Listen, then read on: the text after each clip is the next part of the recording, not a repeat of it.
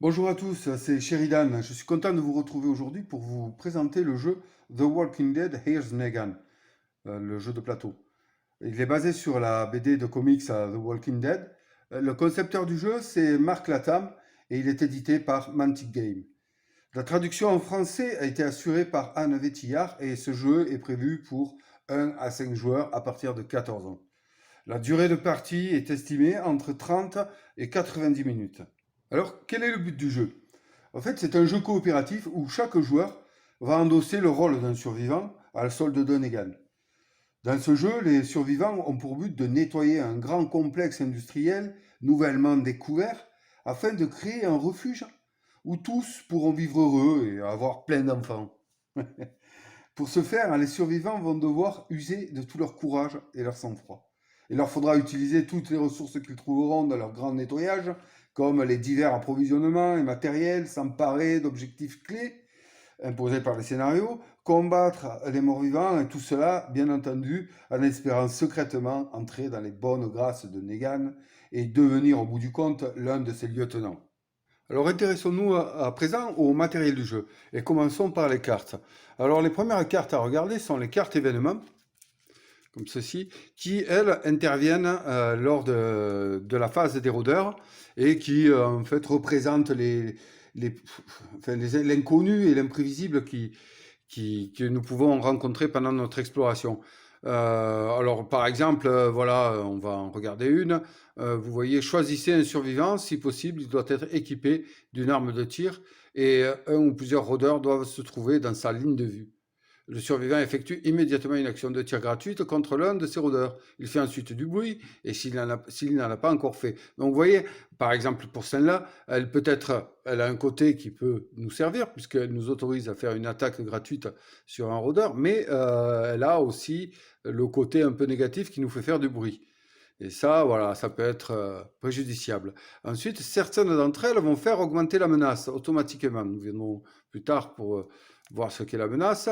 Alors voilà, hein, regardez, là vous avez des exemples, soit plus un direct ou soit plus un dé rouge de menace, sachant que le dé rouge peut avoir jusqu'à 2 touches.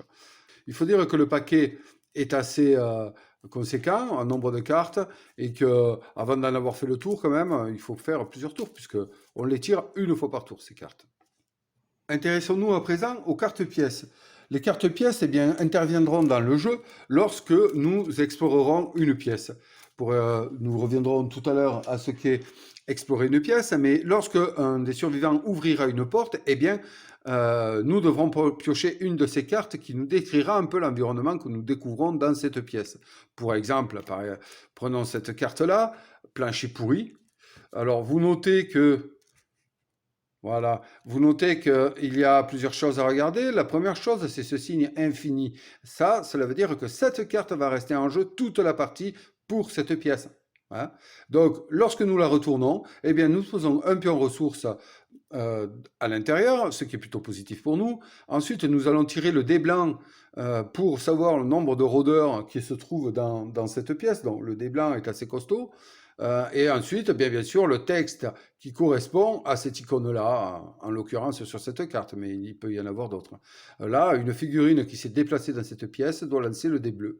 Sur une face vierge, elle perd un point, et c'est assez pénible, hein, et un rôdeur est mis à terre. Donc à chaque fois que un survivant, une figurine, hein, attention parce que figurine, cela englobe toutes les figurines du jeu, hein, autant les survivants que les rôdeurs que Negan. Voilà. Donc, elle devra perdre un point d'endurance. Donc ça, c'est assez pénible. Voilà pour ce qui est des cartes pièces. Vous avez bien compris que l'avantage, c'est qu'il y en a un sacré paquet et que, on va dire que dans une partie, quasi toutes les pièces pourront être différentes.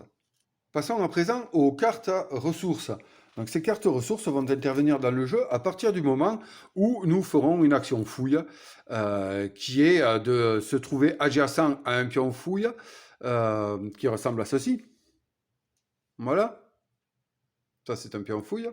À partir du moment où nous serons adjacents à ce pion fouille, nous pourrons faire une action fouille et tirer une carte ressource qui, elle, va nous donner diverses choses. Là, en l'occurrence, vous voyez une arme de fortune, hein, c'est un objet spécial avec des compétences propres à cette arme. Et puis, bon, bien entendu, vous vous en doutez, il y en a de différentes sortes, hein, trousseau de clés, disqueuse, des bandages, clé à molette. Tiens, on reconnaît une petite référence à Fallout, ça. Cache de matériel, boîte à outils, bouteille en verre, et ainsi de suite. Et il y en a une belle quantité. Tout ça dans le but de nous aider à nous dépatouiller de tous les problèmes que nous allons rencontrer en explorant.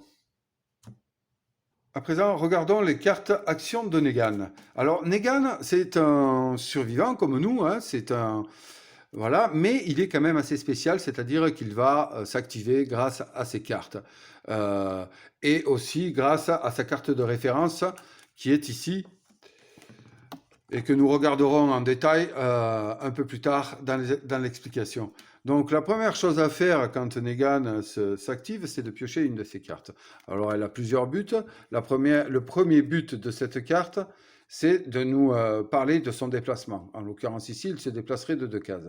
Si il peut se déplacer, il le fait, et ensuite nous lirons le texte qui est en dessous. Si il ne peut pas le faire, eh bien nous nous reporterons à la carte de référence de Negan pour savoir ce qu'il se passe. Voilà en gros pour l'activation de Negan et ses cartes actions. Regardons à présent les tuiles du jeu. Voilà comment se propose une tuile. Elle est constituée de cases. Ici, ici, ici. Il y en a en tout sur une tuile 25, 5 par 5. Elle est la plupart du temps composée de pièces qui sont bordées de noir sur tout leur contour. Ici aussi, une pièce. Et de couloirs, voilà, bordés de noir aussi, et parfois de cases noires ici, qui elles sont des cases impénétrables. Elles représentent en gros l'extérieur de la pièce. Ensuite, il y a l'adjacence à bien se rappeler, l'adjacence entre les cases. Sur ce jeu, on est adjacent pardonnez-moi, en diagonale, et on est adjacent orthogonalement, verticalement et horizontalement. C'est-à-dire que vous prenez cette case, sont adjacents à cette case toutes les cases qui sont autour. Voilà. Il y a une adjacence aussi en fonction des portes. Si une porte est posée ici, eh bien, toutes les adjacences à cette case-là seront celle-là, celle-là, celle-là, celle-là, celle-là, celle-là, celle-là et celle-là. Voilà, à partir du moment où une porte est fermée. Ouverte, pardon. Si une porte est fermée, bien entendu, toutes ces cases-là ne sont pas adjacentes à celle-ci. Voilà, c'est tout ce qu'il y a à savoir pour le moment sur les tuiles du jeu. Regardons à présent les pions du jeu, en commençant par les pions feu. Voilà, donc le pion feu, c'est tout simple. Alors, ils sont mis en jeu la plupart du temps lorsque nous rentrons dans une pièce et que nous découvrons une carte pièce. Hein, c'est très simple ça. Alors, un pion feu, écoutez, il va être positionné sur une tuile du jeu. Alors, il ne peut pas être positionné sur une tuile contenant un pion rôdeur. Ça, c'est les pions rôdeurs, nous allons les voir tout à l'heure. Donc, on ne peut pas le poser sur un pion rôdeur et on ne peut pas le poser sur un emplacement d'une figurine. Hein, voilà. Donc, hormis ces deux cas, un pion feu se pose où l'on veut et il est posé par le premier joueur. Hein. Donc, bon, après, c'est stratégique, hein, où est-ce qu'on va le poser. Car pour éteindre le feu dans une salle, il faut se trouver adjacent à un pion feu et utiliser l'action éteindre le feu. En fait, pour éteindre le feu, donc comme je vous ai dit, il faut être adjacent ou, pardon, ça je ne l'ai pas dit, sur le pion feu et jeter le dé noir. Sur un résultat possédant cette icône, le feu est éteint. Ou alors il existe des objets, notamment un instincteur qui permet en le défaussant d'éteindre un pion feu. Il est important de savoir que une pièce contenant un pion feu ne peut pas être sécurisée. Donc, nous verrons tout à l'heure ce qu'est sécurisé une pièce, hein, mais c'est important de s'en rappeler. De plus, lorsque nous serons à la phase finale dans l'ordre du jeu, eh bien, il va y avoir des conséquences si un pion feu se trouve dans une pièce. Intéressons-nous à présent aux pions sécurisés ou aux pions non sécurisés. Donc un pion non sécurisé se trouvant dans une pièce, ici, dans cette pièce, va quand même influencer dans le jeu, notamment lors de la phase finale avec la menace et aussi lors des déplacements de notre grand chef à tous, Negan, ici présent. Il ne rentrera pas dans une case non sécurisée et ça va le rendre fou de rage. Donc pour sécuriser une pièce, il faut qu'un de nos survivants soit dans la pièce. Mais pardon, ça a coupé. Donc je reprends. Un survivant qui se trouve dans une pièce non sécurisée et qui ne contient pas de rôdeur ou de pion-feu et qui n'est pas adjacent à un rôdeur. C'est-à-dire ce survivant-là. Bon, moi, cette dernière phrase m'a porté à dire, mais pourquoi ils disent ça? Ben, en fait, je me suis dit que, par exemple, ici, si notre survivant est dans une pièce qui ne contient pas de rôdeur et qui ne contient pas de pion-feu, mais qu'un rôdeur, admettons, se trouve ici, il est adjacent à un rôdeur. Donc, il ne pourrait pas faire l'action de sécuriser, même si le rôdeur n'est pas dans la pièce. Notre survivant est adjacent au rôdeur. Donc, admettons, voilà, notre survivant est dans la pièce, il n'y a pas de pion-feu, il n'y a pas de rôdeur dans cette pièce, eh bien, il peut la sécuriser. Donc, pour sécuriser une pièce, eh bien, nous prenons un dé blanc pour chaque survivant dans la pièce, inclus celui qui fait l'action. Voilà. Nous le jetons et à ce moment-là, nous allons nous reporter au disque de menace et là, nous allons regarder où en est la flèche. Le chiffre à atteindre pour sécuriser une pièce est indiqué ici. Donc, si nous nous situons dans ce niveau ici, eh bien, il nous faudra faire 2 sur le dé pour sécuriser la pièce. Là, en l'occurrence, j'ai fait 1, hein. Donc, je n'arrive pas à sécuriser la pièce. Admettons que j'ai fait 2, super, je sécurise la pièce, donc je retourne le pion, sécurisé, et je me gagne 1 point de réputation sur ma fiche de personnage. Ensuite, s'il y avait eu des survivants dans la pièce, ici, comme ça, eh bien déjà, rappelons-nous, j'aurais jeté 2 dés, et ensuite, donc je me suis trompé, le survivant qui fait l'action de sécurisation gagne autant de réputation que la difficulté du test. Hein. Donc ici, en l'occurrence 2. Et chaque survivant présent dans la pièce gagne, lui, 1 point de réputation. Ensuite, le compteur de menace sera réduit de 1. Voilà, si nous étions à 7, eh bien que la sécurisation est réussie, nous passons à 6. C'est un des éléments importants du jeu parce que ça, vous verrez que lors de la phase finale, c'est important de sécuriser les pièces. Et ensuite, n'oubliez pas que Negan ne se déplacera jamais dans une pièce qui n'est pas sécurisée. Intéressons-nous à présent aux pions plus 1 moins 1. Ces pions peuvent être obtenus par un effet de jeu ou par une carte piochée. Un survivant qui posséderait un pion plus 1 sur sa fiche d'activation pourrait le défausser lors de son activation pour effectuer une action supplémentaire. Il faut savoir que les survivants, dans leur activation, possèdent 2 actions et ils ne peuvent faire que 2 actions différentes. C'est-à-dire ils ne peuvent pas faire la même action dans leur tour. Ce pion-là, lorsqu'il est défaussé, en plus d'offrir une action supplémentaire, permet d'effectuer une action qui a déjà été effectuée dans un tour. Au verso, nous avons le pion moins 1. Un survivant qui posséderait ce pion moins 1 serait obligé de le défausser au lieu d'accomplir l'une de ses actions. Ensuite, il pourrait agir normalement. Alors intéressons-nous à présent aux pions rôdeurs qui doivent être mis en place en début de partie en mélangeant ces pions et placés face cachée. Je vous conseille de faire 2 temps maintenant si vous vous sentez d'en faire qu'un. À vous de voir.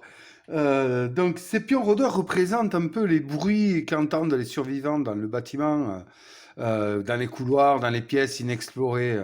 Voilà. Et un pion rôdeur, lorsqu'il entre en ligne de vue d'un survivant ou de Negan, eh bien, nous sommes obligés de le retourner et de lancer le dé qui figure au dos de celui-ci. Là, en l'occurrence, ce serait un dé blanc. Eh bien, nous jetterions le dé blanc et bim, bien, un rôdeur apparaîtrait à l'emplacement de ce pion rôdeur. Ensuite, lors de la phase des rôdeurs, il va nous falloir déplacer ces pions rôdeurs. Eh bien, c'est simple, ils se déplacent toujours d'une case vers le survivant le plus proche. Là, admettons, ici, il ne va pas aller sur cette case-là, il va se déplacer ici. Bon, c'est un très mauvais exemple parce que vous allez comprendre pourquoi. Admettons qu'ici, il y a une porte ouverte. Bien sûr, un rôdeur ne passe pas les murs, un pion rôdeur ne traverse pas les murs ni n'ouvre les portes fermées. Voilà, là, bim, et bien là, en fait, admettons qu'il n'y ait que ce survivant, eh bien le pion rôdeur ne pourrait pas, n'avancerait pas. Donc là, la porte étant ouverte, je vous rappelle que thématiquement, le pion rôdeur schématise un peu le bruit que peut entendre le survivant. Eh bien là, lorsque la phase des rôdeurs arrivera et qu'il nous faudra avancer le pion rôdeur, eh bien à ce moment-là, le pion rôdeur avancera d'une case en direction du survivant le plus proche. Il peut faire une diagonale ici, donc il irait ici. À ce moment-là, il entre en ligne de vue avec le survivant, donc ce pion est révélé. Nous tirons le dé blanc, deux rôdeurs apparaissent, un sur le pion, sur l'emplacement du pion qui est défaussé, face visible, et un autre sur une case adjacente, donc au choix du joueur. Ça, c'est à voir. Moi, j'aime bien ici, tiens. Voilà. Donc là, à ce moment-là, notre survivant serait pas mal embêté. Intéressons-nous à présent aux pions d'entrée. Les pions d'entrée, il y en a trois différents, qui représentent la menace sur le disque de menace. Donc il existe plusieurs couleurs. La première couleur sur le disque de menace est ici, qui correspond à tout est calme, et voilà, tout est calme, donc il n'y a pas de point d'entrée qui s'y rapporte. Ensuite, nous avons la deuxième, où c'est la menace est faible. Ensuite, nous avons la menace moyenne, et ensuite, d'ici à 18, c'est menace élevée. Le dernier écran étant réservé à la menace maximale, qui signifiera la fin de partie si l'aiguille atteint ce niveau-là. Donc voilà, en début de partie, les points sont placés sur la map.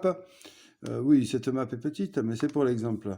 Donc ici, voilà, là nous avons trois points d'entrée, pardon. Eh bien, ces points d'entrée vont servir à l'apparition des pions rôdeurs. Voilà, tout simplement, les pions que nous venons de voir. Lorsqu'une carte événement va nous dire faites entrer un pion au rôdeur, la plupart du temps, il va se référer au niveau de menace. Admettons que nous soyons ici, niveau de menace, menace moyenne, eh bien, menace faible, pardon, eh bien, cela correspondrait à ce point d'entrée. Donc là, nous poserions un pion rôdeur sur ce point d'entrée, et voilà, la chose serait terminée. Admettons qu'il y ait une figurine, que ce soit une figurine un rôdeur ou alors un survivant, peu importe, eh bien nous ne pourrions pas poser ici le pion rôdeur, donc il nous faudrait le déposer sur une case adjacente. Admettons que toutes les cases adjacentes soient prises, comme ceci, eh bien là nous ne pourrions pas poser le pion rôdeur, donc ce pion rôdeur ne serait pas utilisé et serait tout simplement défaussé. Une précision toutefois à ce point justement au niveau de l'apparition, il est noté dans la règle qui, admettons que nous soyons au point, voilà, que nous soyons ici à ce niveau de menace, eh bien nous regardons qu'il n'y a qu'un point qui correspond ici à la couleur. Donc là, dans ce cas, ce que je viens de vous dire s'applique. Il n'y a pas de place adjacente, nous ne pouvons pas faire apparaître le pion rôdeur. Maintenant, si nous étions à ce niveau de menace, ici, eh bien, ce point-là deviendrait éligible. Et il est marqué dans la règle que si l'on ne peut poser un pion rôdeur sur un point parce que, voilà, pour ce que je viens de vous énoncer, eh bien ce pion rôdeur apparaîtrait sur le point d'entrée le plus proche éligible. Donc dans ce cas, ici, nous aurions non seulement un point rôdeur normal, puisque nous sommes à cette menace, mais ensuite nous aurions le point rôdeur, le pion rôdeur, pardon, de ce point-là, qui viendrait apparaître ici, puisque c'est éligible. Intéressons-nous à présent aux pions porte, voilà, comme ceci. Ceci sont des pions porte, il en existe plusieurs. Donc vous avez une position porte ouverte et une position porte fermée, voilà, sous différentes formes. Voilà, donc une porte ouverte, bien sûr, est accessible à tous, hein, on est d'accord. Une porte fermée, elle, eh bien, elle va bloquer les pions rôdeurs ici, ainsi que les rôdeurs. Les rôdeurs n'ouvrent pas les portes. Un survivant qui serait adjacent à une porte fermée peut l'ouvrir automatiquement. C'est-à-dire qu'il arrive, ça n'est pas une action. Voilà, hein, donc j'ai 3 en déplacement. 1, j'ouvre la porte. 2, 3. Voilà, hein, en n'oubliant pas de révéler la carte pièce pour l'ouverture de cette porte. Ensuite, donc, nous avons d'autres portes, c'est les portes verrouillées. Alors celle-ci, les portes verrouillées avec cette icône ici de cadenas, ça n'a son spécial. Un survivant qui arriverait devant cette porte, eh bien, bim, non, la porte ne s'ouvre pas automatiquement car elle est verrouillée. La seule façon d'ouvrir une porte verrouillée, c'est d'utiliser l'action forcer une porte. Mais nous y reviendrons plus tard. Regardons à présent les pions ressources. Donc les pions ressources, c'est tous les mêmes, à part que voilà, hein, les illustrations sont différentes. Hein, il y en a voilà, plein de différentes, ça rajoute un petit truc. Donc ces pions ressources sont posés par la mise en place du scénario.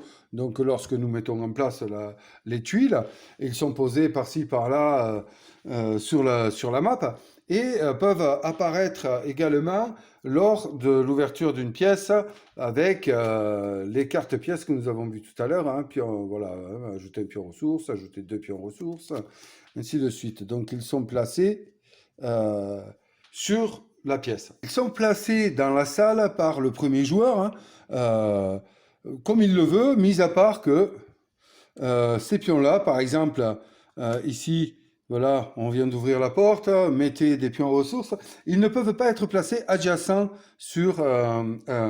adjacents à une porte, pardon. Et ils doivent être placés au moins, si la pièce est assez grande, à 3 cases de distance. Voilà, ça fait quand même 1, 2, 3, voilà, ici. Voilà, par exemple, pour ces 2 pions. Si la case est plus petite, comme ici, si la pièce est plus petite, eh bien, ils doivent être éloignés le maximum possible, ici et ici. Voilà pour ils peuvent être placés sur un pion d'entrée, hein, rien n'est spécifié, je n'ai rien trouvé dans la règle qui indique le contraire. Si je me trompe, eh bien précisez-le-moi. Mais rien n'est indiqué qui dise qu'on ne puisse pas les placer sur un pion d'entrée ou sur un pion sécurisé. Mais je pense que pour la lisibilité du jeu, il vaut mieux éviter. Parlons à présent des dés. Donc ils sont en 1, 2, 3, 4 sortes. Donc il y a les dés rouges, blancs et bleus qui eux vont servir, la plupart du temps au combat et au tir. Voilà. Donc ils ont des faces comme ceci. Cette icône-là signifie une touche. Donc ici il y aurait 2 touches. Il possède aussi une icône point d'exclamation ici qui pourrait, lors d'une action de combat, signifier un tir en pleine tête ou une morsure. Mais ça, nous y reviendrons plus tard lors de l'action combat. Il y a aussi un dé noir qui, lui, possède 3 faces vierges. Oui, 3 faces vierges et 3 faces pleines avec cet insigne. Ce dé-là sert la plupart du temps à faire des tests, à valider un test ou pas. Ce symbole valide, ce symbole est un échec. Parlons à présent du compteur de menaces. Donc on l'a vu déjà un peu plus tôt dans la vidéo. Donc ce compteur de menaces est là pour mesurer la tension qui touche nos survivants dans leur sécurisation de l'usine. Nous démarrons la partie sur 1. Donc vous l'avez compris, ce niveau peut augmenter ou diminuer en fonction des actions des joueurs jusqu'à, s'il arrive sur la tête de mort, mettre fin à la partie. C'est une des façons de perdre la partie notamment. Ensuite, nous avons vu tout à l'heure avec les pions sécurisation qu'il sert aussi à mesurer la difficulté de sécurisation des pièces. Hein. Lorsqu'on jette le dé, le nombre à atteindre pour sécuriser la pièce est inscrit ici. Donc ça, c'est un élément principal qui va en fait, mesurer la difficulté dans laquelle nos survivants se trouvent tout le long de la partie. À présent, nous allons nous intéresser aux fiches de référence des joueurs, notamment les fiches de personnages, et nous allons commencer par Negan, par la carte de référence de Negan. Donc Negan, nous l'avons ici, avec sa batte Lucille, bien sûr, sa chérie, et nous allons regarder un peu la carte de référence de Negan. Donc Negan est considéré comme un survivant, certes, mais il n'est pas... c'est un survivant spécial. Voilà. Il va se déplacer automatiquement sur le plateau en fonction de ces cartes que nous avons vues plus tôt. Donc en fait, lorsqu'il va s'activer, bien simplement, nous allons nous référer à cette fiche d'activation.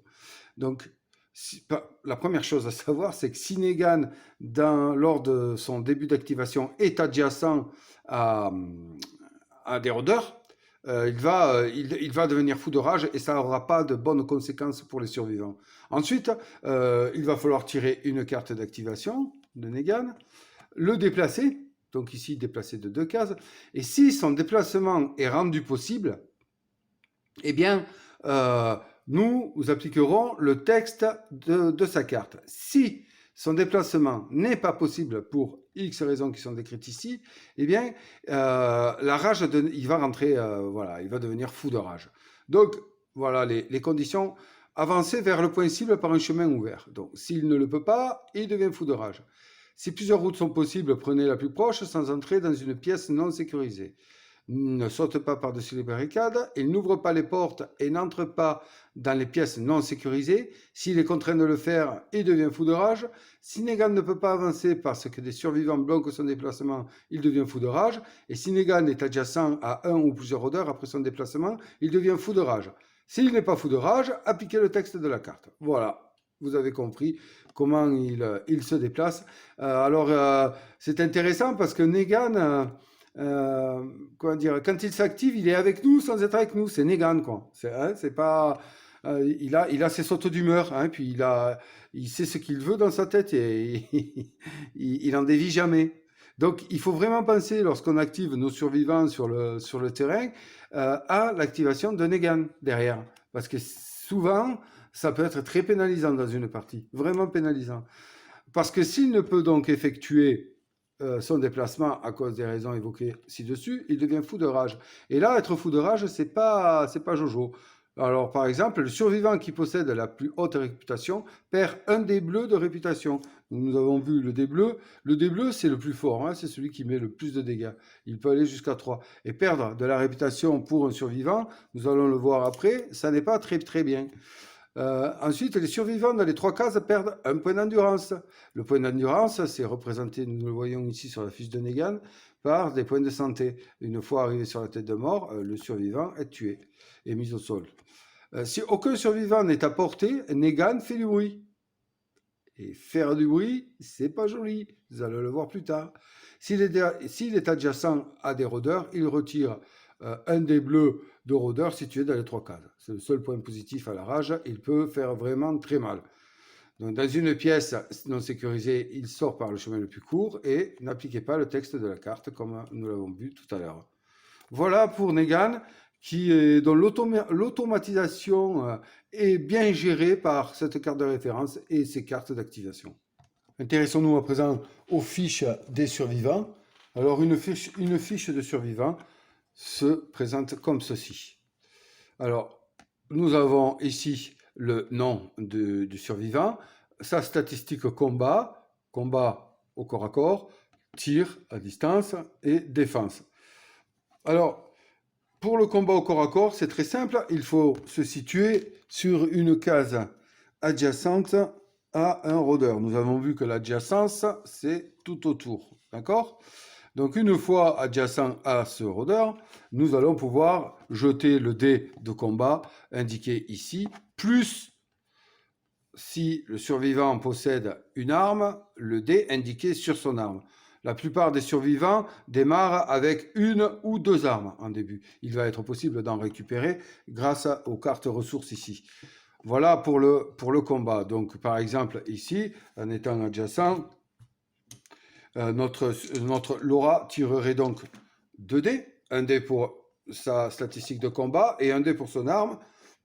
Et voilà, sur ce rôdeur, elle ferait 1, le rôdeur se défendra, et puis nous verrons le résultat. Voilà. Donc, pour les compétences de tir, c'est pareil. Il y a une distance à respecter qui est écrite sur l'arme. Ici, portée de 10.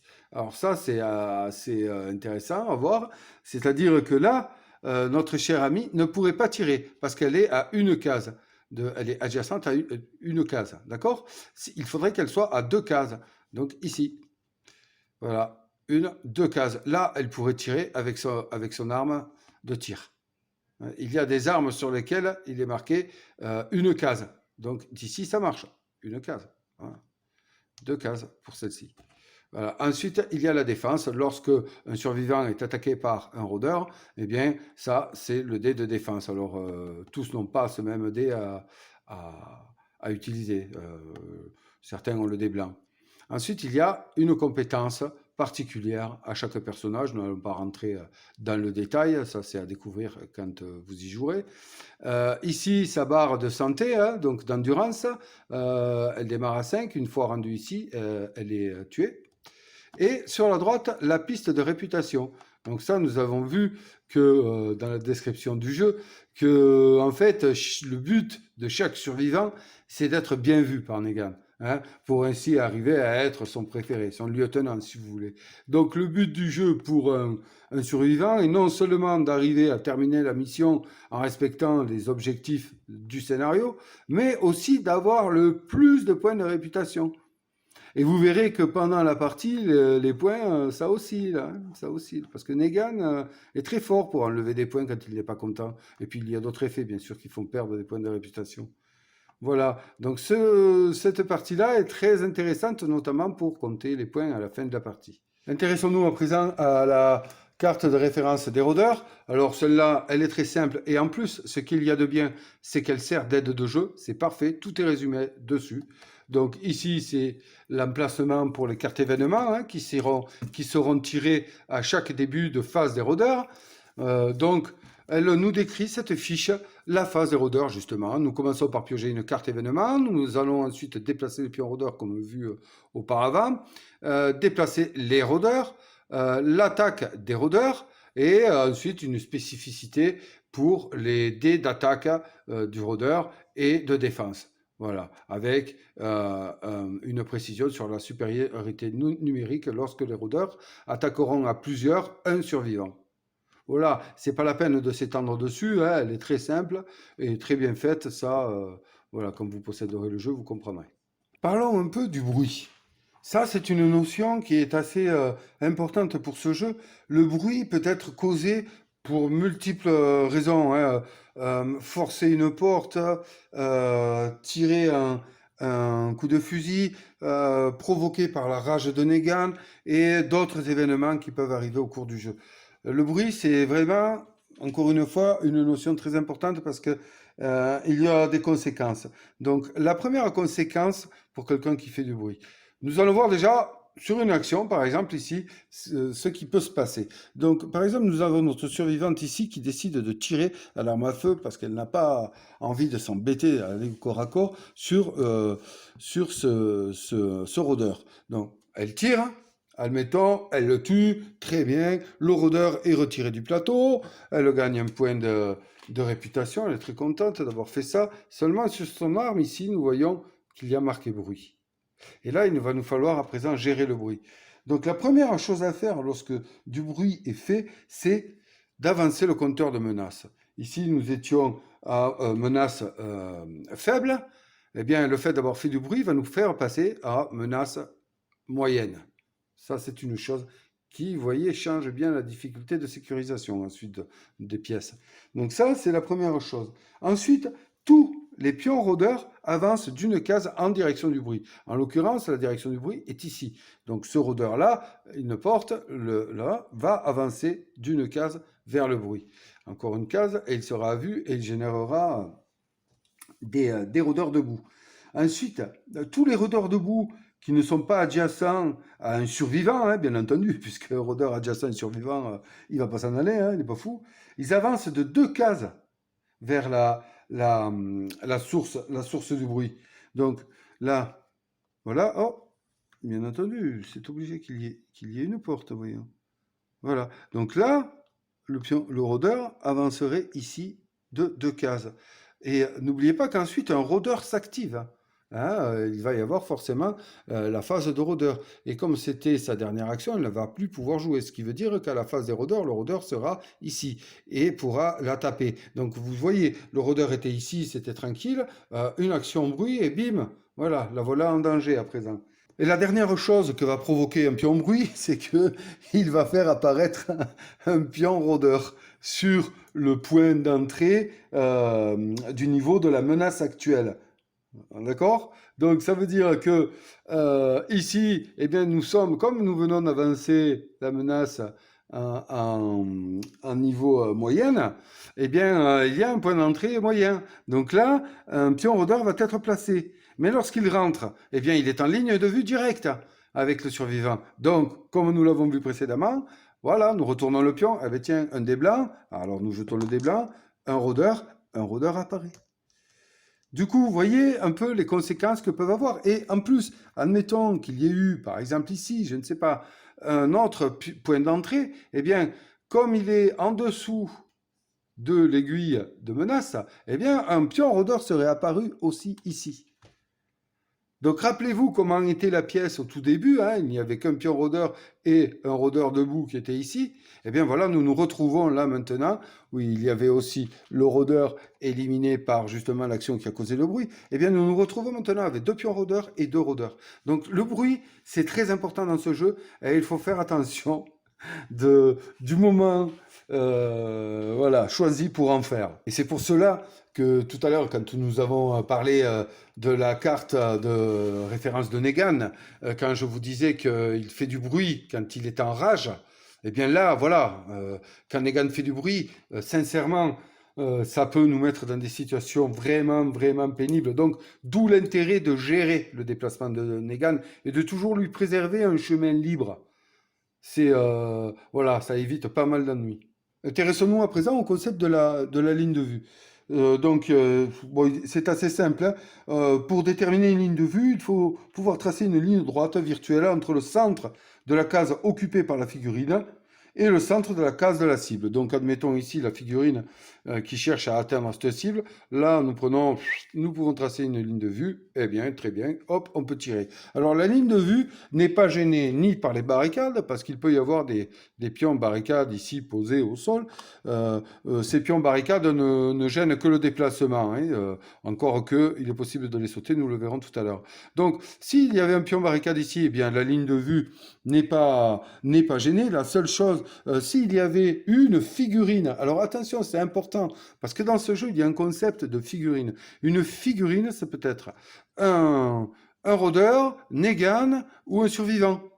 Donc, une ligne de vue peut être établie même s'il y a une figurine qui passe entre la figurine qui initie l'action et la cible. Hein, c'est très clair. J'ai cherché pour voir si je me trompais pas, mais non, c'est marqué figurine. Et dans ce jeu, figurine, c'est tout. Donc, on peut tirer à travers tout le monde, même à travers des ennemis. Donc la ligne de vue peut passer au travers de portes ouvertes et les seules choses qu'une ligne de vue ne peut pas traverser, c'est les murs et les portes fermées. Voilà, hein, c'est pas compliqué. Et si il est stipulé dans la règle que si il existe un doute sur est-ce que je vois, est-ce que je vois pas, eh bien à ce moment-là, vous prenez le dé noir qui sert à faire des tests. Sur cette face, vous la voyez. Sur cette face, vous ne la voyez pas. Et voilà, ligne de vue établie, ligne de vue non établie. Alors, à présent, nous allons voir les actions des joueurs.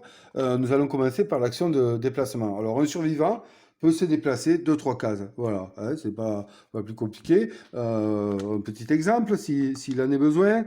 Voilà, hein, 3 cases. Donc, une case, tiens, une porte fermée, bien, je l'ouvre automatiquement. 2, 3. Voilà, hein, on peut se déplacer en diagonale ou orthogonalement, comme on veut. On ne peut pas traverser un mur ni une porte fermée. Voilà, on peut traverser tous les pions, passer dessus, on peut s'arrêter sur un pion si on en a envie.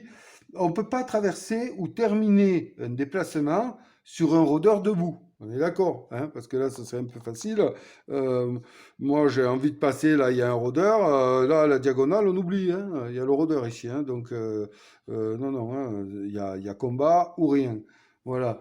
Euh, Ensuite, on peut se déplacer en diagonale si au moins l'une des deux cases, voilà, par exemple ici, c'est pas possible parce qu'il y a le rôdeur qui bloque cette case. Hein. Si le rôdeur était ici, j'aurais pu partir ici. Voilà, hein, d'accord? Là, c'est tout à fait possible puisque une des deux cases euh, qui sont adjacentes à mon déplacement est libre. D'accord? La notion? Là, je peux. Là, je peux pas, il y a un rôdeur. Là. Donc, cette case n'est pas empruntable hein, pour passer en diagonale, il y a le mur, mais cette case-là est prise par le rôdeur. Donc, je ne pourrais pas, et il y a forcément confrontation ici. Si un survivant, à un moment donné de son déplacement, entre, je vous l'ai déjà dit, mais je vous le redis, entre en ligne de vue d'un pion rôdeur, qui est ici par exemple, là, boum, le pion rôdeur, je suis dans sa ligne de vue, puisqu'on a vu que la ligne de vue n'est pas gênée par les barricades, eh bien lui, hein, bien sûr, nous allons le retourner. Oh, ben tiens, là, il n'y en a pas, quelle chance. Voilà. Mais bon, il faut quand même le retourner. Nous pouvons décider aussi de courir. Alors, pour, excusez-moi, pour courir, nous allons lancer le dé bleu, comme ceci. Et le résultat, ça là, j'ai fait un beau jet là. Le résultat va s'ajouter au nombre de cases de notre déplacement. Donc, je ne sais pas si je l'ai précisé, mais quand même, un déplacement, c'est maximum 3 cases. De 1 à 3 cases. Donc là, à ce moment-là, j'ai couru, j'ai rajouté 3, eh bien, je vais pouvoir me déplacer de 6 cases. Et le problème, c'est que à la fin de mon déplacement, comme j'ai fait du bruit, parce que j'ai couru, et oui, j'ai tout un attirail, et puis, vous savez, faut pas oublier que, il faut se rappeler que dans ces endroits, le silence est roi, hein, mis à part le bruit des rôdeurs, les grognements, il n'y a pas trop de bruit. Donc courir, ben, de suite, voilà, ça provoque du bruit. Une dernière option pour le déplacement d'un survivant, c'est par rapport aux barricades ici. Il est possible, bon, normalement, lors d'un déplacement, donc mettons, nous serions ici, un, deux, je ne peux pas passer au travers. Donc, j'aurais été obligé de passer ici, hein, sur le côté. On est obligé de les contourner, les barricades. Il existe toutefois une option qui permet de sauter la barricade. Bon, c'est vraiment intéressant parce que, par exemple, ici, sauter une barricade, pour sauter une barricade, il nous faut jeter le dé noir ici. Hein, encore une fois ce dé. Donc, je dis, bon, ben, je vais aller tout droit, je vais faire un, 2, 3 ici. Parce que ce qui est important de savoir, c'est que la barricade ne compte pas dans les points de déplacement. Hein, ça fait un, 2, pas 3, non. C'est un, 2, 3. Voilà, on la saute. Donc, pour ceci, je suis obligé de jeter le dé noir. Et sur un résultat comme ça, eh bien, je ne serais pas arrivé à la sauter, donc j'aurais fait 1, 2, 3. D'accord? Mais sur un résultat comme ceci, eh bien là, j'aurais pu la sauter 1, 2, 3. Alors, ouais, c'est super intéressant, vous avez vu, on gagne quand même en temps.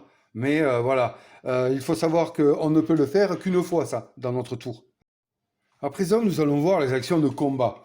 Alors, les actions de combat, il y en a deux, comme nous avons vu. Il y a l'action de combat simple, donc appelée action de combat, c'est l'action au corps à corps, hein, avec une arme au corps à corps, un couteau ou une hache ou autre, et l'action de tir. Donc pour l'action de combat, c'est simple, lorsque nous sommes adjacents à une figurine, nous pouvons décider de l'attaquer au corps à corps, comme nous l'avons vu tout à l'heure, ou alors, admettons que nous soyons adjacents à un rôdeur mis au sol, parce que c'est important, eh bien, si nous faisons une action de combat, ben là, pas besoin de jeter les dés, et hop, le rôdeur est retiré et nous donne sur notre fiche d'activation, ici, pardon, là, voilà, nous donnerait un pion de réputation supplémentaire. Dès qu'un survivant élimine un rôdeur, il prend un point de réputation, pardon. Ensuite, nous avons vu tout à l'heure l'action, donc voilà, bon, alors on va reprendre, excusez-moi, action de combat, je jette, donc ici je suis au corps à corps, donc je jette mon dé de combat de ma stat du personnage, plus mon dé de combat du couteau. Donc je jette mes 2 dés, en avant, je fais 2 touches, très bien. Voilà. Le rôdeur va se défendre. Donc sur sa fiche ici, sur sa fiche de référence, le rôdeur, il est marqué qu'il a un dé de défense rouge. Donc, il va se défendre, il fait 1. À ce moment-là, comme notre score dépasse son score, eh bien, le rôdeur est mis au sol. Mais il est toujours là. Et nous verrons que plus tard, ça a une importance, un rôdeur au sol.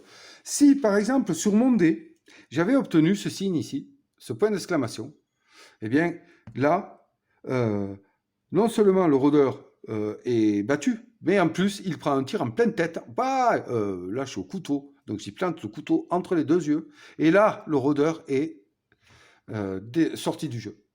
Voilà, la différence est importante. Et à ce moment-là, bim, je prends un point de réputation. C'est très important de voir qu'il y a cette possibilité de faire ces icônes-là, ces points d'exclamation qui permettent de faire un tir en pleine tête. Autre chose pour le combat. Donc, il faut bien différencier combat et tir. Si un survivant porte 2 armes marquées combat, avec le dé de combat, eh bien, là, le survivant, pour la même action, va pouvoir attaquer 2 fois. Alors, je vais essayer de trouver une arme combat. Voilà, ici, très bien. Donc ici, en plus très puissante, beaucoup plus puissante que le couteau, parce que le dé blanc est beaucoup plus fort. Donc admettons que j'ai cette carte posée ici. Là, j'ai 2 armes de combat. C'est écrit combat, combat, donc de corps à corps. Et bien là, je peux attaquer 2 fois dans une action. Donc c'est très très intéressant. Parce que, et il n'est pas précisé que ça doit se faire sur la même cible. Si, non. On peut vraiment attaquer 2 cibles. Ça, c'est fort. Ça, c'est même très fort. Là, sur ces 2 coups-là, j'ai vu que j'ai gagné la première. Eh bien, je peux taper la seconde.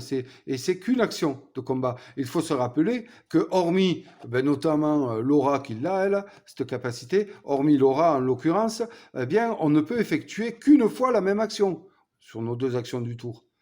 Donc là, ça peut multiplier les chances. Important de trouver ça.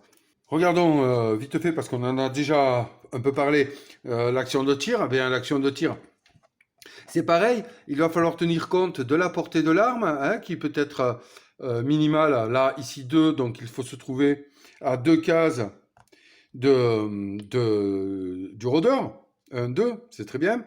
Lancer le dé de tir ici, qui est très fort pour Laura, c'est un dé bleu. Et le dé de l'arme, pareil. Voilà, l'attaque se fait... Comme on a dit, là, elle ferait 4, vous imaginez, 4. Donc là, elle le mettrait au sol, de toute façon, puisque le rôdeur n'a qu'un dé de défense. Donc là, le rôdeur est mis au sol. Et seulement, le problème, c'est qu'après, il faut faire une action de bruit. Il faut résoudre le bruit. Donc ça, c'est un choix à faire. C'est une arme très puissante. Souvent, les armes à distance sont très puissantes, mais il va falloir pouvoir gérer le bruit derrière. Donc, il faut s'en servir avec, on va dire, intelligence. Regardons maintenant une autre action qui est bien pour gérer la menace, c'est garder son calme. Parce que cela va permettre aux survivants de faire baisser le niveau de menace. Et ça, c'est très, très, très, très important dans ce jeu, le niveau de menace. Nous l'avons vu plusieurs fois. Donc, un survivant qui serait dans une pièce ou dans un couloir pas adjacent à un rôdeur, donc un rôdeur pourrait se situer dans cette même pièce, et que la menace soit au moins de 2, ici, forcément, puisqu'on veut la faire baisser. S'il est à 1, ça ne servira à rien de garder son calme, mis à part de gagner un point de réputation, parce que vous allez voir qu'on gagne un point de réputation. À ce moment-là, donc, je répète, à partir du moment où il n'est pas adjacent et que le compteur de menace est au moins de 2, eh bien, un survivant peut lancer le dé noir pour garder son calme et faire baisser le niveau de menace. Donc, il le jette. Voilà, très bien, là c'est raté. Bon, ça, on réussit parfois, je vous garantis, c'est moi qui ne suis pas bon au dé. Donc, si c'est une réussite, eh bien, le survivant va faire baisser de 1 la menace. C'est très intéressant, notamment, par exemple, quand on en est là, de 4 passer à 3, de suite, on baisse le niveau de difficulté pour sécuriser les pièces. Et ensuite, eh bien, il va gagner un niveau de réputation sur sa piste de réputation. Intéressons-nous à présent à l'action fouille. Donc l'action fouille, nous en avons parlé tout à l'heure avec les pions fouille. Alors un survivant qui serait adjacent à un pion fouille ou sur un pion fouille, et que ce pion fouille n'ait pas de figurine. Figurine, j'insiste bien, que ce soit un rôdeur ou un autre survivant. Hein, d'accord? Donc, si ces conditions-là sont respectées, eh bien, il peut, ce survivant, pour une action, fouiller le pion, c'est-à-dire défausser ce pion et aller piocher une carte ici de ressources dont nous avons parlé tout à l'heure. Je ne vais pas m'attarder sur l'action sécurisation car j'en ai parlé tout à l'heure lorsque j'ai expliqué les pions sécurisés ou non sécurisés. Maintenant, nous allons voir d'autres actions qui sont des actions mineures, on va dire, mais franchement, qui sont quand même assez utiles. Donc, c'est des actions, ouais, à utiliser au bon moment, on va dire. Il faut pas les oublier, ouais, ouais, elles peuvent servir. Donc, on a l'action de forcer une porte. Hein. Je vous ai parlé tout à l'heure des portes sécurisées avec l'icône cadenas. Est-ce que ça en est une? Non. Ouais, mais enfin, vous vous rappelez, c'est une porte comme celle-ci avec une icône de cadenas rouge là. Donc ça, ce sont des portes sécurisées que l'on ne peut ouvrir automatiquement. Il nous faut pour cela les forcer. Et donc pour forcer une porte, il nous faut lancer. Donc c'est une action. Hein, il nous faut lancer le dé noir et sur. Ça va marcher à un moment donné. Je fais que sur cette icône-là de réussite, eh bien la porte est forcée. Mais vous vous en doutez. Hein? Ça fait du bruit. Eh oui, ça fait du bruit. Donc, il nous faudra appliquer les conséquences du bruit. Une autre action, c'est appeler Negan. Alors, elle est très très intéressante cette action, mais elle a un coût, on va dire. Elle a un coût en réputation. Donc, déjà, nous ne pouvons la choisir que si Negan est en jeu, bien entendu. Si Negan n'est pas en jeu, il ne viendra pas. Voilà, Negan est en jeu ici, et puis ce survivant-là a envie de le faire se déplacer, hein, avant qu'il se déplace lui-même. Ça peut éviter des situations dans le jeu, ça peut permettre d'anticiper une mauvaise action de Negan. En gros. Ou alors de le faire avancer plus vite, mais bon, on va voir tout à l'heure qu'il y a une autre action pour faire avancer Negan. Celle-là, voilà, peut servir à déplacer Negan pour éviter une situation critique par la suite. Mais elle a un coût. Donc, automatiquement, en fonction, à partir du moment où on fait l'action d'appeler Negan, on perd un dé bleu de réputation. Et attention à ça, c'est très important, parce que ce dé peut faire perdre jusqu'à 3 points de réputation. Parce que si, une fois lancé ce dé, si le survivant qui a appelé Negan n'a pas assez de réputation pour payer le coût indiqué par le dé, il perd tout de même ce qu'il a. Mais l'action échoue et rien ne se passe. Donc, par exemple, pour que vous compreniez, si moi je fais l'action appeler Negan, j'ai 2 points de réputation. Bon, je me dis c'est bon, il n'y a qu'une phase 3. Avec la chance qui me caractérise. Allez, on le tente. Bon, là, non, ça va, j'ai de la chance, je fais 1. Mais admettons, je fais 3. Et bien là, c'est une action pour rien. Je perds quand même mes points et rien ne se passe. Negan ne vient pas. Je ne suis pas assez haut dans son estime pour qu'il daigne se déplacer et répondre à mon appel. Si cela marche, donc nous avons réussi le lancer sans... voilà, et nous avions assez de points de réputation pour amortir son coup. Eh bien, Negan sera déplacé de 1 à 3 cases et au lieu de se déplacer automatiquement vers son point cible, eh bien, il sera déplacé au bon vouloir du joueur. Hein. C'est ça la grosse différence avec l'action qui va suivre derrière. C'est que là, nous choisissons où nous le mettons et ça peut avoir son importance. Ensuite, parce que si Negan termine son déplacement dans les 3 cases d'un rôdeur, et qui est en ligne de vue de Negan, eh bien, il va lancer le dé bleu et il va retirer autant de rôdeurs que, que le chiffre sur le dé bleu. Donc ça, c'est super fort. Hein. Bon, bien sûr, il faut qu'il soit dans sa ligne de vue, mais bon, on n'est pas... Voilà, hein, admettons que là, dans les 3 cases, hein, il y a 3 rôdeurs, encore une fois, bim, lance le dé, eh bien tiens, là, je supprime 2 rôdeurs. C'est fort, c'est très fort. Ça a un coût, mais c'est une action à ne pas oublier. L'action qui fait suite est un peu la même que Apple et Negan, mis à part qu'elle est, je vous en ai parlé, elle est un peu plus simple, elle n'a pas de coût. C'est simplement, elle s'appelle libérer la route. Donc, toujours pareil, elle ne peut être choisie que si Negan est en jeu. Et là, Negan va avancer immédiatement de 3 cases, mais vers le point cible. Hein. Le point cible, je le rappelle, c'est en règle générale le point d'évacuation, le point de sortie de la map. Donc voilà la différence avec Apple et Negan, où dans Apple et Negan, nous choisissons le chemin que va emprunter Negan, et en plus Negan tape des rôdeurs, pardon, excusez-moi. Là, libérer la route n'a aucun coût, hein, c'est juste une action, mais Negan va se déplacer de 3 cases vers le point cible. Nous n'avons pas à choisir où il va. Une autre action, c'est éteindre le feu. Donc nous en avons parlé quand je vous ai présenté les pions feu. Eh bien, un survivant situé sur un pion feu ou adjacent à un pion feu, hein, dans une salle, il peut lancer le dé noir, toujours pareil, hein, ce fameux dé noir qui ne fait jamais marcher avec moi. Et oh, voilà.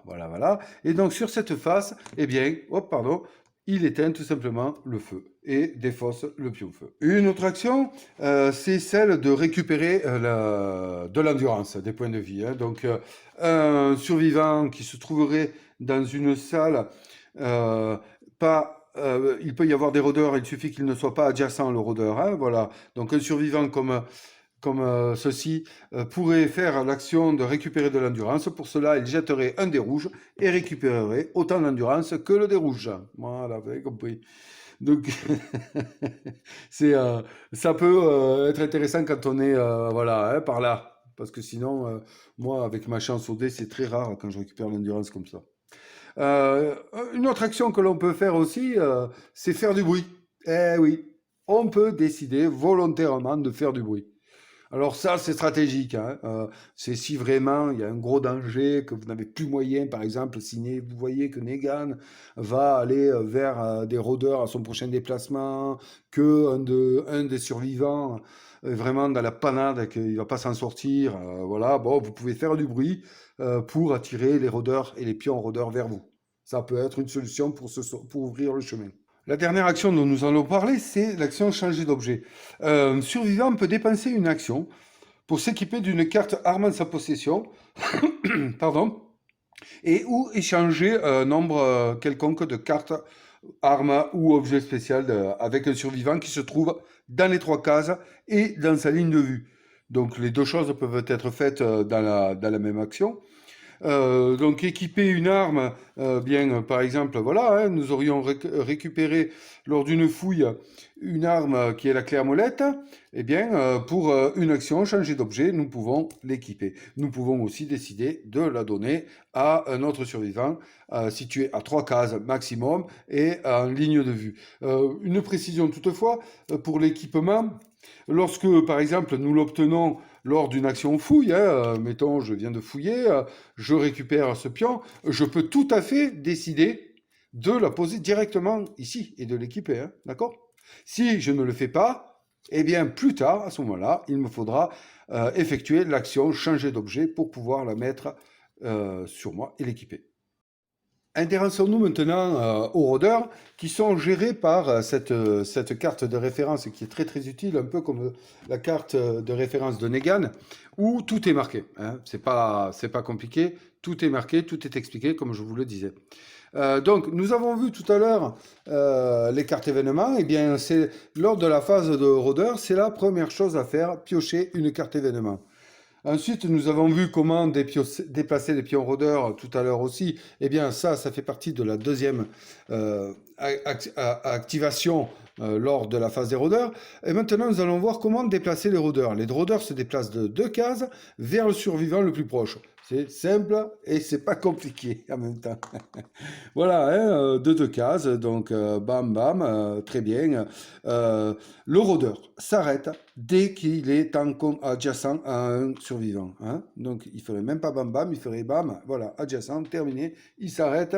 Et ensuite, nous pourrions passer à la dernière phase des rôdeurs, c'est-à-dire l'attaque des rôdeurs. Donc pour cela, il va jeter le nombre de dés marqué sur la fiche de combat des rôdeurs, qui est de 1, sauf cartes spéciales qui peuvent arriver, hein, des cartes pièces notamment, peuvent faire que dans une pièce, des rôdeurs se situant à l'intérieur jettent plusieurs dés. Hein, voilà. Sinon, sauf spécification, un rôdeur ne lance qu'un dé en attaque. Donc, le rôdeur attaque le survivant, il jette son dé ici, voilà, très bien, et ensuite, en fonction des dégâts qu'il a fait, bon, il a fait un dégât, eh bien, le joueur, le survivant, pardon, va jeter lui aussi, en fonction de son dé de défense, va jeter sa défense, et s'il se défend, eh bien là, le dégât est paré, le survivant n'est pas touché. S'il s'avère que le rôdeur met un point d'exclamation sur son dé d'attaque, alors là, ça devient embêtant. Parce qu'à partir du moment où le survivant prend un dégât, ici, un dégât est paré, mais un dégât passe, et bien là, c'est très embêtant, car le survivant est mordu.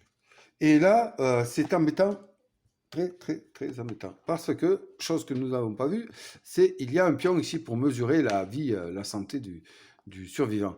À partir du moment où ce survivant est mordu, nous retournons le pion et nous faisons apparaître la phase mordue, ici. Voilà, je vais poser. Voilà, comme ceci. Et donc, là, dans ce cas-là, Chéri prendrait un dégât, mais serait mordu. Et devrait aussi perdre un dé bleu de réputation. Hein, c'est jamais bon d'être mordu, d'autant plus que nous savons que mordu, ça amène peut-être la mort. Et oui, car en effet, nous n'en avons pas parlé jusqu'à présent, mais la seule manière pour un survivant d'être totalement éliminé de la partie, c'est que son pion, ici, ce pion qui jauge sa vie, s'il est sur la face mordue et qu'il arrive sur la face crâne, et bien là, le survivant est totalement éliminé de la partie. Sinon, si son pion est sur cette face et qu'il arrive sur le crâne, il est neutralisé. Mais nous allons en parler plus tard. Dernier point à voir sur l'attaque des rôdeurs, eh bien, s'ils s'attaquent à Negan, hein, s'ils sont adjacents à Negan et qu'ils l'attaquent, Negan perdra, on ne jette aucun dé là, Negan perdra un point d'endurance par rôdeur qu'il l'attaque. D'accord? Aucune morsure ne peut être infligée à Negan. Attention, oh, faut pas déconner. Et si Negan subit des dégâts, tous les survivants en jeu perdront un dé blanc de réputation parce qu'ils n'ont pas su défendre Negan contre les rôdeurs. Il est à noter aussi que là, c'est aussi une façon de perdre la partie. Si l'endurance de Negan, bien entendu, arrive sur le crâne, Negan est tué et tous les survivants perdent la partie. Alors, attardons-nous un peu maintenant sur des survivants qui auraient été neutralisés, c'est-à-dire qui auraient vu leur santé, leur endurance diminuer jusqu'au crâne. À ce moment-là, un survivant neutralisé est couché au sol et bien en fait, on considère qu'il est dissimulé ou qu'il simule bien la mort, mais en tout cas, il n'intéresse plus les rôdeurs. Donc, et il ne peut faire comme action uniquement l'action de récupérer de l'endurance. Vous savez, on en a parlé tout à l'heure, il jette un dé rouge et il récupère son endurance. Hein. Voilà. Donc ça, c'est super important à se souvenir. Il ne faut pas l'oublier. Moi, ça m'est arrivé de l'oublier. Je ne sais pas pourquoi. Donc voilà, hein, un survivant qui arrive, comme on l'a vu tout à l'heure, avec la face de son pion mordu sur la tête de crâne, eh bien, il est définitivement tué. Et il sort de la partie. Un survivant qui arrive avec son pion de santé sur le crâne avec cette face-là, il est neutralisé, mis au sol. Les figurines peuvent traverser une case contenant un pion au sol, mais il faut savoir que les rôdeurs et les pions rôdeurs ne le prennent plus pour cible. Hein. Lorsqu'ils vont se déplacer, ils ne considéreront pas que ce survivant est le survivant le plus proche. D'accord? Mais ils peuvent le traverser. Et Negan ne le considère plus. Vous voyez bien, il ne va pas s'attarder sur un survivant au sol, donc il ne lui infligera jamais de dégâts. Nous allons parler maintenant de la phase finale d'un tour de jeu. Eh bien, la première chose à faire, c'est retirer les pions d'activation des survivants, hein. Donc, quand on joue, une fois que le survivant est activé, pour rappel, hop, on met un pion d'activation. Bien là, nous retirons le pion d'activation. Ensuite, la menace doit être augmentée. Alors, comment est-ce qu'on voit pour augmenter la menace? Eh bien, là, nous sommes, par exemple, une partie à 3 survivants, Negan y compris, d'accord? 2 survivants que je joue moi et Negan, ça fait 3 survivants. Eh bien, si on augmentera la menace, si il y a sur le jeu moins de pions sécurisés que de survivants, d'accord? Ici, la menace augmente à la phase, euh, à la phase finale. D'accord? Il y a moins de pions sécurisés que de nombre de survivants en jeu. Si nous étions à 3 pions sécurisés dans la map, hein, d'accord? Eh bien là, à ce moment-là, la menace n'augmenterait pas. D'où l'importance, comme je vous le disais plus haut, c'est de sécuriser un maximum de salles. La menace peut aussi augmenter s'il y a le feu quelque part sur le plateau. Eh bien, ça augmente à nouveau la menace. Alors, vous voyez, ça peut aller très vite, hein. On n'a pas sécurisé assez de salles, mais s'il y a le feu, ça n'est pas occupé, bim, chaque fin de tour, à la phase finale, la menace peut augmenter de 2. Donc c'est délicat. Et ensuite, sur une pièce en feu, mettons qu'il y ait le feu ici, alors là c'est la catastrophe, eh bien, des dégâts vont être appliqués pour chaque figurine située dans les 3 cases. Donc pour cela, nous allons jeter le dé noir pour chaque figurine. Chaque figurine. Sur cette face-là, eh bien, endurance -1, ou s'il s'agit d'un rôdeur, le rôdeur est retiré. Hein. J'ai bien dit chaque figurine, hein, c'est pour ça que j'ai insisté. Donc c'est très très important. Ensuite, il va y avoir la phase ils reviennent. Donc on est toujours, pardon, dans la phase finale, mais pour tous les rôdeurs au sol, où il n'y aurait pas bien sûr un pion feu, sinon il aurait été retiré, pour tous les rôdeurs au sol, nous allons lancer à nouveau ce dé sur cette face. Eh bien, il se relève. Sur cette face, il ne se relève pas. Ensuite, si on joue en multijoueur, eh bien, nous passerons le jeton premier joueur, dont je ne vous ai pas parlé, mais quand même, c'est un oubli. Regardez, c'est Lucille. Eh oui, c'est Lucille. Le jeton premier joueur, donc tout le monde veut l'avoir au moins une fois dans la partie, n'est-ce pas? Et c'est du bon, hein. Nous allons terminer cette explication par les scénarios, hein, juste pour vous en parler un peu. En fait, dans ce jeu, il y a plusieurs scénarios qui se trouvent à la fin du livret de règles. On n'est pas obligé de jouer les scénarios dans l'ordre, hein. On peut choisir ce qu'on veut, mais il faut savoir qu'ils ont été classés par ordre de difficulté. Donc, pour y aller croissant dans votre expérience de jeu, c'est quand même intéressant. Alors, dans les scénarios, il y a, pour vous en montrer un, par exemple, au hasard, ben tiens, on va prendre le premier, c'est pas un spoil, hein. Voilà, un scénario se présente ainsi. Donc, tout d'abord, il y a le plan avec les différents points d'entrée dont nous avons parlé, les pions sécurisés, hein, ou non sécurisés qui sont ici, hein, voilà, dans les salles. Un pion rôdeur là, voilà. Ça, c'est la zone de départ des survivants, et ça, c'est le point de sortie, et que va viser Negan, bien sûr. Vous voyez? Hein, on a parlé dans des actions précédentes qu'il suivrait son chemin, son itinéraire.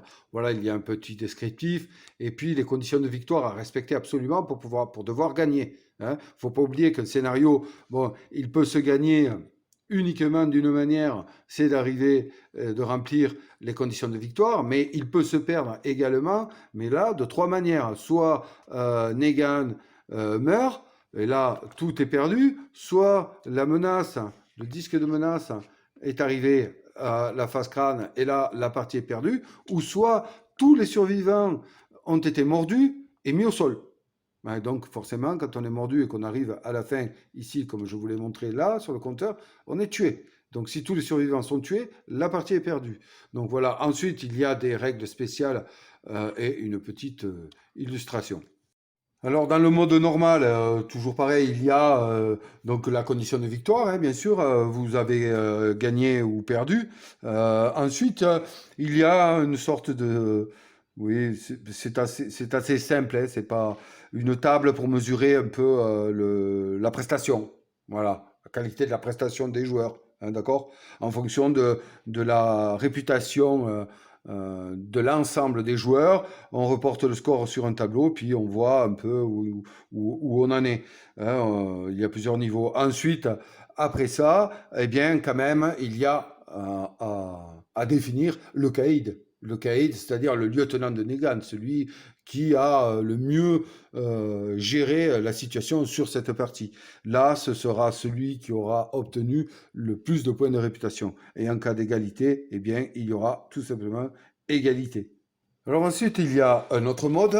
Nous venons de parler du mode normal, hein. Ensuite, il y a le mode survie qui, là, de suite, est un peu plus intéressant, on va dire, notamment dans la continuité des scénarios. Là, il nous est obligé de suivre les scénarios dans l'ordre.